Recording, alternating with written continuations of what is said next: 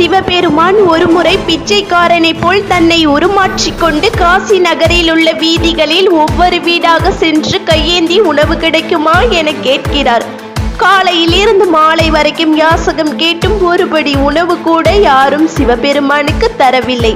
பசியில் வாடிய சிவபெருமான் மாலை பொழுதில் காசியில் உள்ள கழிவு நீர் அனைத்தும் சேரும் பகுதிக்கு செல்கிறார். அங்கு வயதான ஒரு ஏழை அமர்ந்திருக்கிறார். அந்த ஏழையிடம் சென்று எனக்கும் பசிக்கிறது ஐயா என கை நீட்டுகிறார். அந்த ஏழையோ அவரிடமிருந்த முழு உணவையும் சிவபெருமானிடம் கொடுக்கிறார்.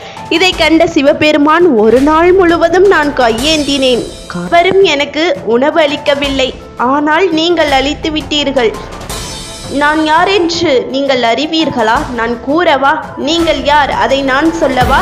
இந்த காசியில் குடிகொண்டுள்ள காசி விஸ்வநாதர் தாங்கள்.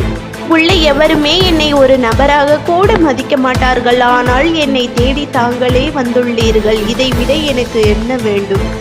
உண்மையான பக்தனுக்கு இதைவிட என்ன வேண்டும்? நன்றி. அடுத்த வீடியோல சந்திக்கலாம். நல்லதே நடக்கும். எண்ணம் போல் வாழ்க்கையாவும் அழகாக அமையும்.